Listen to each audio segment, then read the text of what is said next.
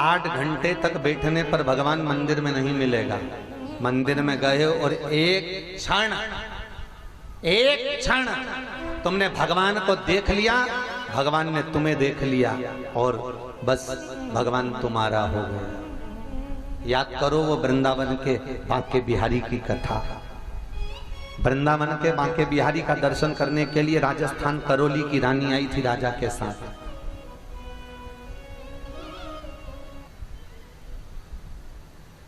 और करौली राजस्थान से राजा के साथ रानी बांके बिहारी का दर्शन करने आई और रानी राजा के सामने खड़ी होकर भगवान का जो दर्शन कर रही थी बांके बिहारी का, बांके बिहारी और रानी के ऐसे नैन मिल गए।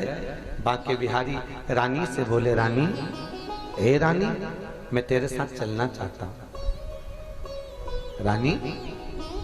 रानी ने राजा से कहा, स्वामी, ये बांके बिहारी जी कह रहे हैं कि मेरे साथ करौली चलना चाहते हैं, करौली चलना चाहते। राजा बोले, तू पागल हो गई है क्या? कोई पत्थर की मूर्ति बोलती है कि मुझे चलना? आप विश्वास नहीं करते, मैं सत्य बोल रही हूँ। भगवान कह रहे हैं मुझे करौली चलना है। राजा ने कहा, चल परिक्रमा कर। बांके बिहारी की परिक्रमा करने के लिए जैसे ही रानी चली, बिहारी जी पीछे पीछे आ गया। बिहारी जी पीछे पीछे। रानी ने राजा से कहा, देखो बांके बिहारी पीछे पीछे आ गया। राजा ने कहा, पागल जैसी बात मत कर, मुझे तो कोई नहीं दिख रहा, चल रथ में बैठ।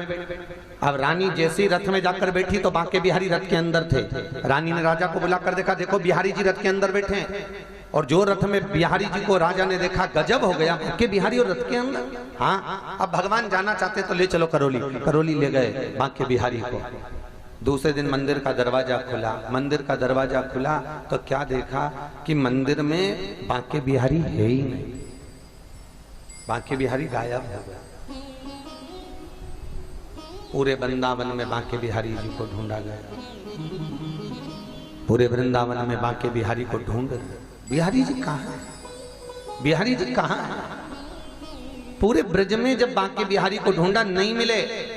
तब मंदिर के द्वारपाल ने, चौकीदार ने कहा, मुझे मालूम है बांके बिहारी कहाँ गए। कि कहाँ गए? करौली की रानी के साथ भाग गए।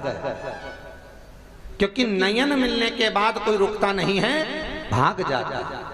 भाग। क्या करा जाए? सारे ब्रज के लोगों ने विचार करा, एक काम करो, फागुन का महीना है, ठंडाई तैयार करो। और ठंडाई तैयार कर कर राजा रानी को ठंडाई पिलाएंगे और बिहारी जी को लेकर आ जाएंगे। राजा रानी, करौली के राजा रानी को ठंडाई पिलाई गई। नशे में जब धुत हो गए, बांके बिहारी को कपड़े में लपेट कर ब्रजवासी, ब्रज के पंडा भगवान को लेकर आ गए। और ब्रज के पंडा जब बांके बिहारी जी को लेकर आए, ब्रज में आने के बाद बिहारी जी का मंदिर 9 रात्रि तक नहीं खुला।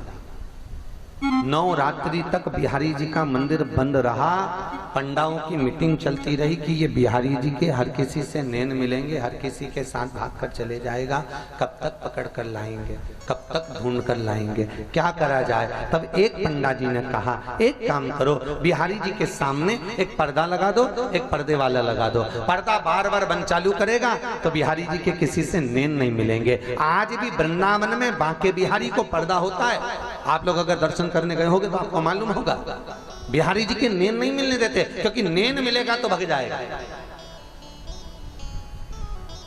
घंटों तक मंदिर में बैठने से भगवान नहीं मिलेगा, घंटों तक तपस्या की मुद्रा में बैठने से भगवान नहीं मिलेगा। शास्त्र कहता है एक क्षण परमात्मा को पाना है, एक क्षण उससे नैन मिला लो, भगवान तुम्हारा हो जाएगा और तुम भगवान के हो जाओगे। बहुत समय तक नहीं। कल कथा में कहा था आपको, थोड़े बदल के जाओगे तो घर के लोग कहेंगे कि कथा का असर हुआ, नहीं तो जैसी थी वैसी की वैसी चले जाओगे तो लोग कहेंगे ऐसी तो कहीं कितनी कथा सुन ली इसने। बता, पाल समाज का मंदिर पे, राधा कृष्ण मंदिर पे कथा होती, इतने सालों से सुन रही, तो नहीं बदली। अभी ये कथा सुन ली, फिर आगे कोई कथा होगी, फिर सुन लेगी, फिर सुन लेगी, तो ऐसी भीड़ बढ़ाने से कौन सा मतलब।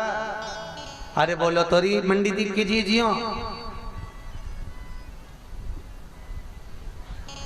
अरे बोलो तो उसका क्या सार तत्व है।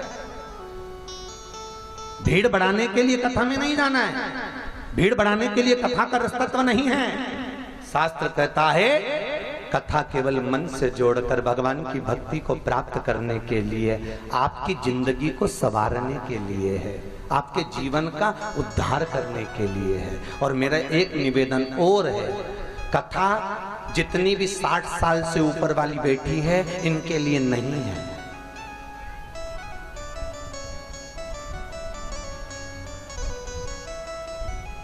क्योंकि तुमको सुधार कर अब करेंगे क्या, तुम्हारा तो सुधरने का समय आ गया।